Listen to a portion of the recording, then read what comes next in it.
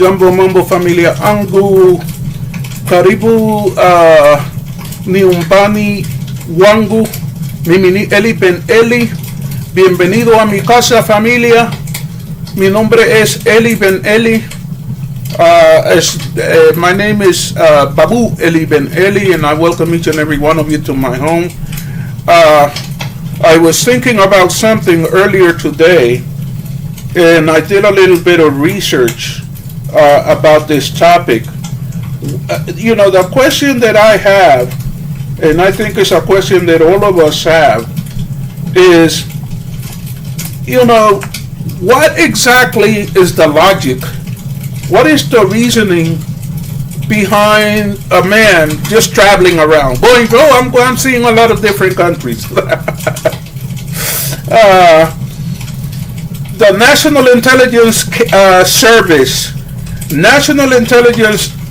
Service of Kenya, NSI, Swahili, Utuma, Ya, Uha, Susi, Ya, Kitaifa, which was previously known as the National Security Service, or the National Security Intelligence Service, NSI, is both the national, listen to this is important, is both the National Security Intelligence Service and the Foreign Intelligence Agency of Kenya. It has its origin in the special branch. It has its origin in the special branch. It was created in 1952 by the British administration. Among other things, it provided intelligence during the Mau Mau Rebellion. Why am I reading you this? What is the importance of this? As long as I have watched videos about I am Marwa, by the way, as long as I have watched videos about Marwa, my question has been, exactly why is it that he travels? What's the importance of traveling around the globe? If it's for the sake of saying, I've been to all of these countries, what difference does that make to a village boy? Let me stop right there. Before I proceed any further, if you haven't liked and subscribed to my channel, we seem to be a little bit stalled. I want at least 10 of you to please go ahead and subscribe to my channel. If you're watching this video and you enjoy the content, help Babu Eli out and subscribe to my channel. Back to what I was saying. What plausible reason would somebody like Marwa have for just randomly traveling around the world? Because that is what he's doing. He's randomly traveling around the world with no seeming purpose. He just for the sake of saying, I've traveled to this country, I've traveled to that country. I want you to notice something. All of the nations that he has visited were either allies of the British Empire or were part of the British Empire. India, the Raj, it was part of the British Empire. Just about every single country that Marwa has visited,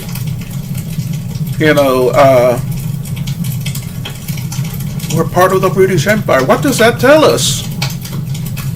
Folks, I am not a reactor. I'm a commentator. And all of this stuff about, I have receipts. I don't have any receipts. I don't have any receipts. What I'm telling each and every one of you is the following. Put all the dots together. Why is the Wangu traveling around the world? Why is Uncle Mo making plans to travel around the world? Why is Rocio Cabrera traveling to eastern Kenya? Okay. What is her means of support? Where does the money to finance her travels come from? She's supposed to be a busker. Do you know what a busker is? A busker is a street singer. A busker is somebody who runs around singing in public for change, for donations. She also claims to sell music. I haven't heard her sing, but this is my theory. If Rocio Cabrera was Beyonce,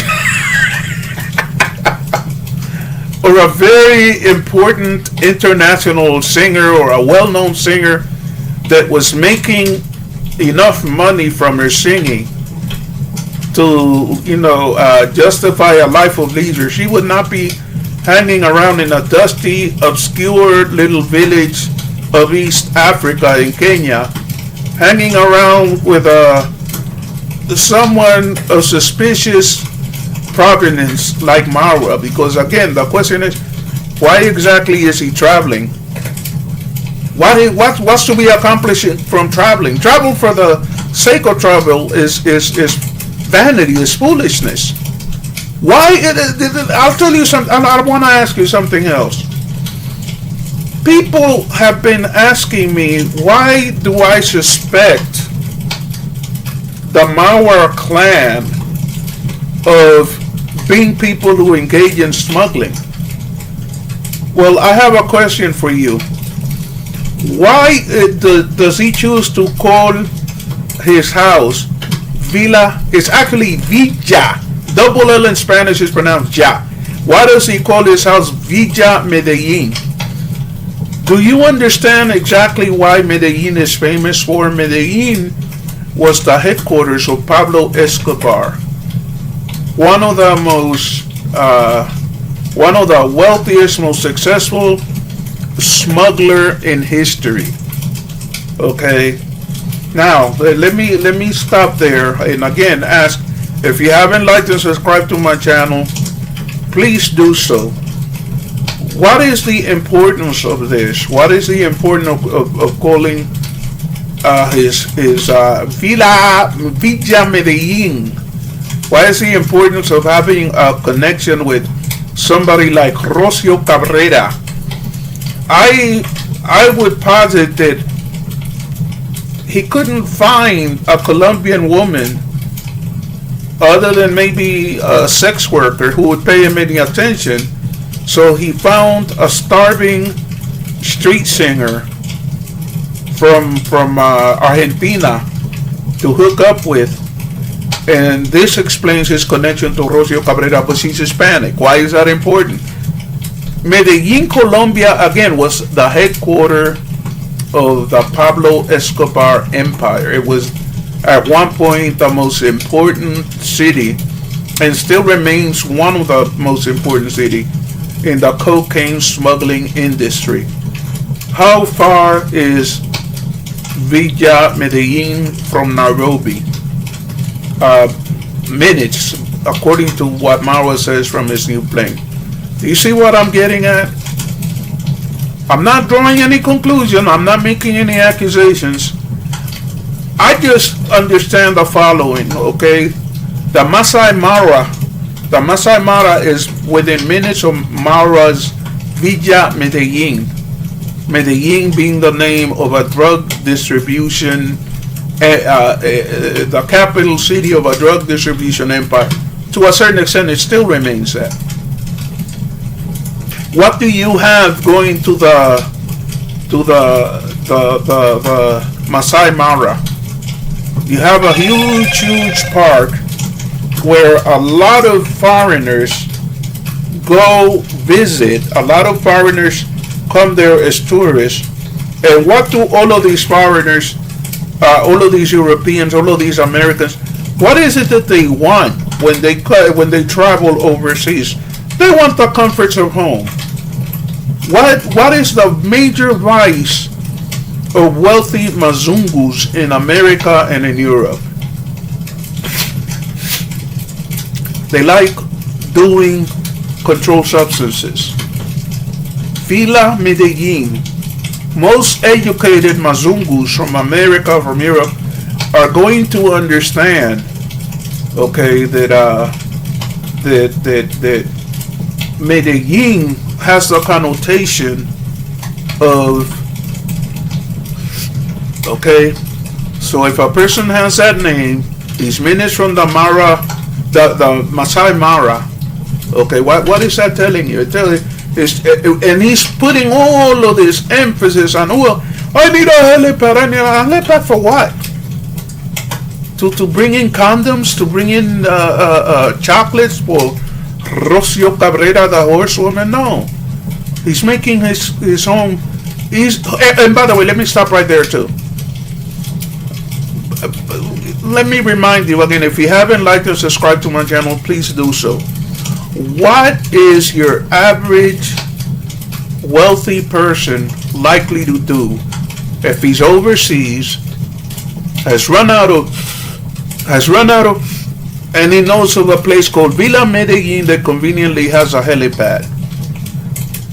A wealthy person is going to get on a helicopter, travel to the Villa Medellin that will accommodate them, provide them with hotel B&B services, and then there's that name. That name is a signal. It's going to tell them the substances that you are looking for are available here. And they have on hand a young woman who speaks Spanish, who speaks French, who speaks English. And Marwa speaks most of those languages too. Villa Medellin. I just leave it to you to conclude what those Mazungus who are gonna visit the Masai Mara are gonna think. They're gonna go ahead and they're gonna say, oh, why don't we stay at the Villa Medellin where certain things are available from over the Tanzania border? People have told me that, what proof do you have that these people are engaged in some sort of smuggling activity? Okay, consider the following. Marwa travels around the world randomly. Why? Making contacts. He stayed in Colombia quite a long time. Do you think that in the time that he was in Colombia and in Latin America, that he didn't occasionally meet people who participate in those kind of businesses? I'm not saying that he did. I'm not saying that he didn't. I'm saying that the likelihood is that he did. Do you think that along those trips he didn't make contact with a lot of Mazungus that are likely to come to visit the Masai Mara? Consider it. Christmas lists, several American blacks who are wealthy, Mazungus from Israel, Mazungus from all over the place.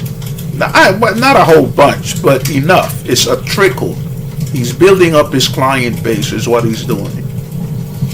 You know, I submit to you, ladies and gentlemen, that the Villa Medellin, okay, is preparing itself to accommodate wealthy white Mazungus in every way.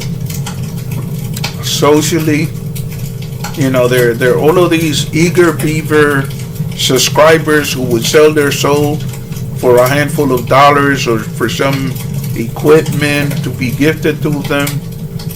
And of course there's the name that around the world connotes cocaine and illicit drugs. And what is the connection in between that and the NSAIS? I'll tell you. There was a revolution in Nicaragua that was financed completely by the CIA using money from the illicit drug trade. What I'm telling you is this. It is not beyond the realm of reason to think that the NSIS might have a spy, an agent who goes abroad, not so much for the purpose of gathering information, but simply as an agent of influence, simply to establish contacts, simply to make connections for the purpose of creating the same kind of wealth stream that was created by a very, very well-known drug dealer by the name of Rick Ross, there was a program based on his life called Snowfall. For those of you in America or anywhere else who have seen that show, that was based on the life of a brilliant drug dealer by the name of Rick Ross, who pretty much invented the crack trade in America.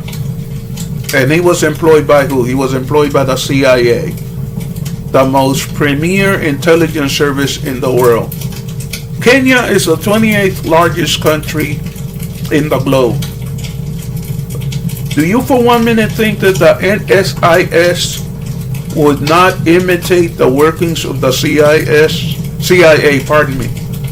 Highway Ricky Ross worked for the CIA. Not directly, but he did work for them. By the way, as a side note, there is a very well-known rapper by the name of Rick Ross. He took that name from Highway Rick Ross, and they went to court and they fought about it and everything. The courts decided in the favor of the rapper. Why wouldn't they? He's a wealthy, powerful musician, and the original Rick Ross is just ex-convict, ex-convicted drug dealer. So of course they ruled in the favor of the wealthy man. But I'm beginning to realize that what is going on at the Villa Medellin is a lot more. There's a lot more there than meets the eye. Why are they suddenly investing in horses and everything? Well, wealthy wives, wealthy mazungus, they want to ride their horses when they travel. They want to engage in horse riding. Why the importance of a swimming pool? They also want to do a certain amount of swimming. And